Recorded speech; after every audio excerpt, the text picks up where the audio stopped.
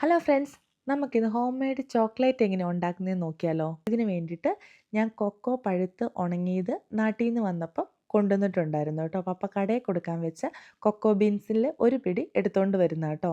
എല്ലാ വർഷവും വരുമ്പം എടുത്തുകൊണ്ട് വരാറുണ്ട്.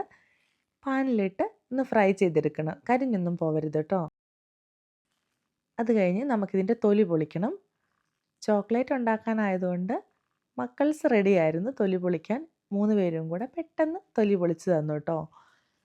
തൊലി പൊളിച്ച കൊക്കോ നമ്മുടെ കൊക്കോ ബീൻസ് നമുക്ക് മിക്സിയുടെ ജാറിലിട്ടൊന്ന് പൊടിച്ചെടുക്കണം. ഇതാട്ടോ തൊലി പൊളിച്ച കൊക്കോ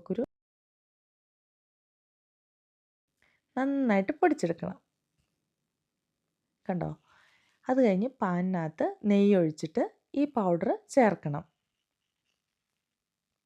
നന്നായിട്ട് മിക്സ് ചെയ്യുക. ഒത്തിരി തീയിലൊന്നും വെക്കണ്ട കേട്ടോ. ഒരു മീഡിയം തീയിൽ വെച്ചിട്ട് പിന്നെ പാൽപ്പൊടിയോ പാലോ ചേർക്കാം. നന്നായിട്ട് ഇളക്കി കൊടുക്കാം. അത് കഴിഞ്ഞ് പഞ്ചസാര ചേർക്കണം. നന്നായിട്ട് ഇളക്കി കൊടുക്കുക. ശരിക്കും ഈ 3 ഇൻഗ്രീഡിയൻസ് മതി.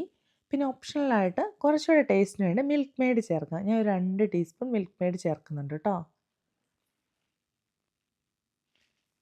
ഇത് ചേർത്തിട്ട് നന്നായിട്ട് ഇളക്കി കൊടുക്കാം. ഇത് കുറച്ച് പാലിൻ്റെ കുറവുണ്ട്, ഞാൻ കുറച്ചും കൂടെ പാൽ ചേർത്തേ. നന്നായിട്ട് ഇളക്കി കൊടുക്കുക. ഇപ്പോൾ ഒരു ചോക്ലേറ്റിൻ്റെ മണമൊക്കെ അങ്ങ് വരുന്നുണ്ട് കേട്ടോ. ഇത് കാണുമ്പം തന്നെ നിങ്ങൾക്ക് മനസ്സിലാവുന്നില്ലേ ചോക്ലേറ്റ് ഏകദേശം റെഡിയായിന്ന്. ഇവിടെ ആൾക്കാർ റെഡിയായി കേട്ടോ ടേസ്റ്റ് നോക്കാൻ വേണ്ടിയിട്ട്. നന്നായിട്ട് ഇളക്കി കൊടുക്കുക. ഇത്രേ ഉള്ളൂ നമ്മുടെ ചോക്ലേറ്റ്. നിങ്ങൾ ഏതെങ്കിലും ഒരു സ്റ്റീൽ പാത്രത്തിൽ നെയ്യ് തൂവിയോ അല്ലെങ്കിൽ ഇങ്ങനത്തെ മോൾഡ് ഉണ്ടെങ്കിൽ അതിനകത്തോ ഒഴിച്ച് വെച്ച് തണുപ്പിച്ചെടുക്കുക. ഞാൻ ഒരെണ്ണത്തിൽ കുറച്ച് നട്ട്സ് കൂടെ ചേർക്കുന്നുണ്ട്. ഒരു ഇതിനകത്ത് നട്ട്സ് ചേർക്കുന്നില്ല.